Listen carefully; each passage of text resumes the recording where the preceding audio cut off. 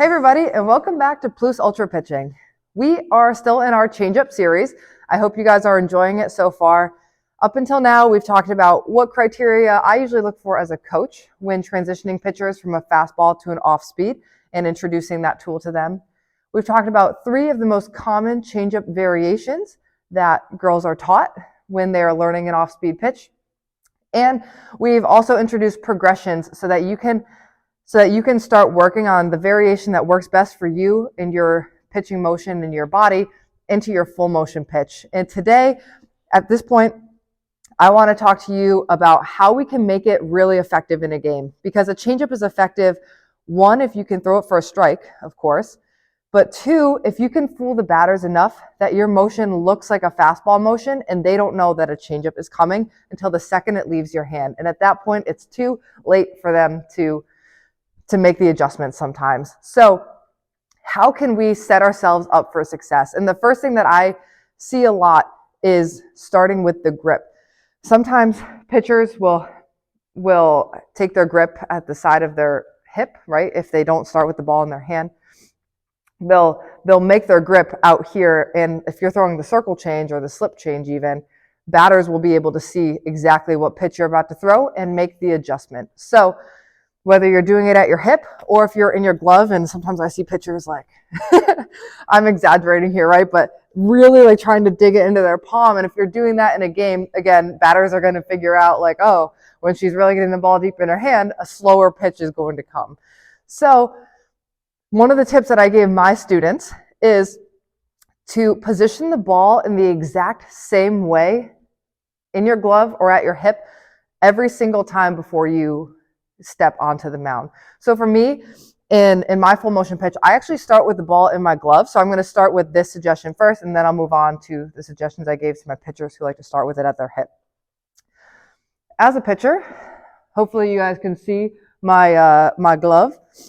I start with the ball with this C, like a backward C kind of. So the inside, these skinny seams facing towards my pinky part of my glove every single time I pitch the ball. And this is just because it's a really easy way for me to get a grip for any of my pitches, but including a changeup. So if I wanted to throw a fastball right now, I could just put my 4 fingers on the ball and go.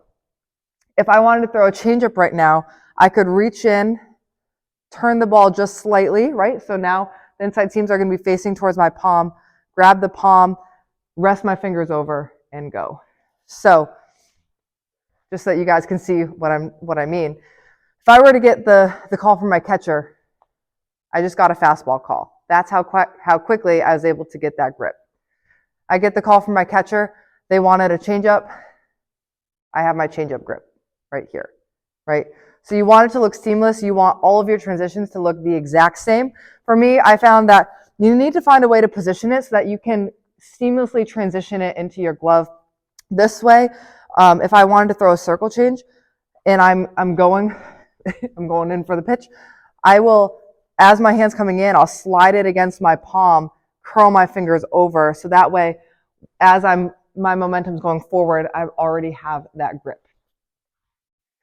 For my girls who start with the ball next to their hip, well, they always have to present it in their glove at some point, right? So I tell them when they're at their hip, make sure this ball is facing the same way every time they're on their hips. So that means if the skinny seams, like right now the skinny seams are facing towards you, right? And all I mean by that is my pinky finger, when I'm holding it right now, is along this C seam, right? So if that works for you, don't all of a sudden change it so now your pinky finger is not on a seam, because then you're going to have to fiddle around with your glove. So, you know, some pitchers will play around like this before they actually pitch the ball. Whenever you stop and whenever you get your sign from the catcher, make sure when you stop, that ball is always going to be in the same position. For me, it would always be with my pinky along this, like on a seam. And that way, when it's on a seam, hopefully you guys can see all this, when you bring it to your glove, again, you can just twist, wrap, and throw your changeup. Or it's along the C, you can just come up, take about the same amount of time, you're already in your fastball grip, throw your changeup. So it's just all about smooth transitions and trying to make them as minimal as possible. Make sure you practice this in practice so that in a game you're not thinking too much about it. So coaches, it's a really great opportunity, and catchers too, to hold your pitchers accountable. Make sure you tell them if you know what pitch they're throwing before they actually throw it. You're only going to make them better. Pitchers, I know that it might be a little bit frustrating at first, but it's going to make your changeup even more unhittable in a game. All right, if you guys have any other questions or any suggestions for how you like to hide these pitches, put them in the comment section below. If you haven't already, subscribe to our YouTube channel. We put out new videos every single week, and that way you can get updates every time we send out a new video. Check out our website, plusultrapitching.com, for some of the other resources that we offer. I'll see you next week, and as always, Plus Ultra!